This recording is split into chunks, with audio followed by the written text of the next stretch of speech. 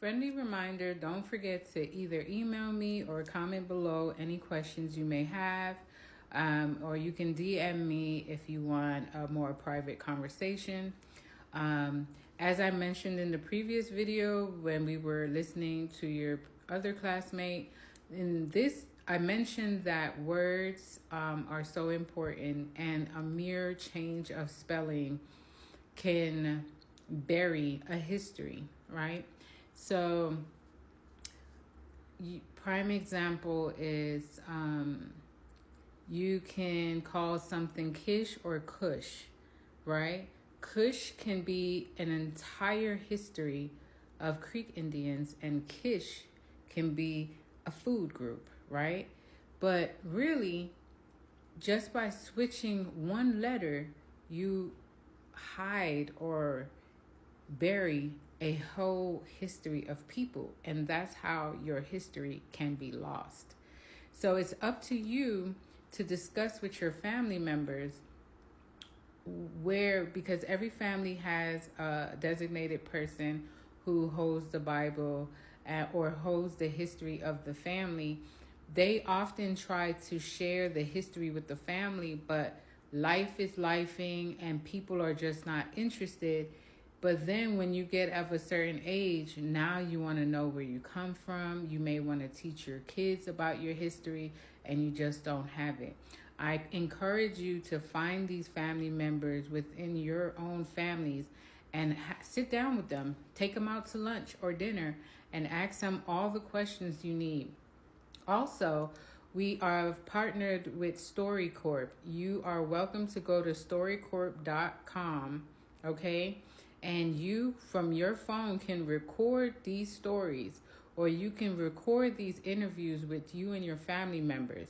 They would in turn take those recordings, transcribe it, and put it in the Smithsonian Museum and the Library of Congress, so that it is your story, your family story is now forever part of history. So I recommend that you go ahead and transcribe these interviews. It's a fun thing to do. It bonds family members. But in the meantime, let's go ahead and listen to your other classmates' submission about the Creek Indians. We know the truth now here. This is a document talking about the 10 tribes of Israel in the North American indigenous Indian, right? Creek Indians speaking about Haru. You see that? Let's keep going. Now, the Haru ideology is the morning star, translating into the bird man. And when you see it in Egypt, it is the falcon-headed deity of Horus. Same teachings. Let's keep going. Now, Creek Indians were saying Hala, which is halal in Hebrew. Let's see what that translates to. Now, Hala or Halil in Hebrew means to praise, which the word hallelujah comes from. Let's keep going.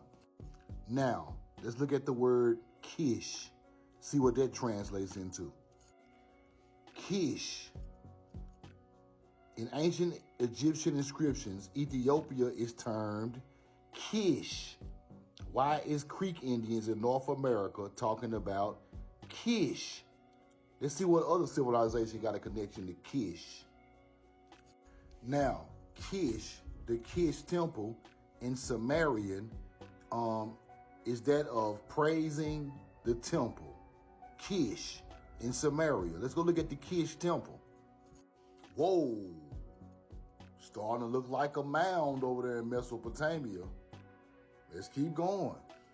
Now, the Creek Indians talked about Abi, which translates the Hebrew to Abel, one who kills another. Y'all heard that story before. Cain and Abel, one who kills another. Let's keep going. Now, the next Creek word is Kenai, which is Canaan in Hebrew. What is Canaan in the Bible? Let's keep going. Now, in the Bible, the Canaanites are a group of people who lived in the Promised Land before the Israelites. Let's keep going. Now, the Creek talked about Awa. Awa is Eve in Hebrew. Kind of like the Adam and Eve story. Wife, Awa, Eve. Adam and Eve. Let's keep going. Now, in the Greek language, just like Hebrew, it's Ali, which they translated it over there overseas to Allah and Elohim, another name for God. Let me show you. Now, Allah and Elohim both came from the Semitic root, are related to other words for God, just like over in the Middle East. Let's keep going. Now, last but not least, the Creek Indians spoke of Ararat.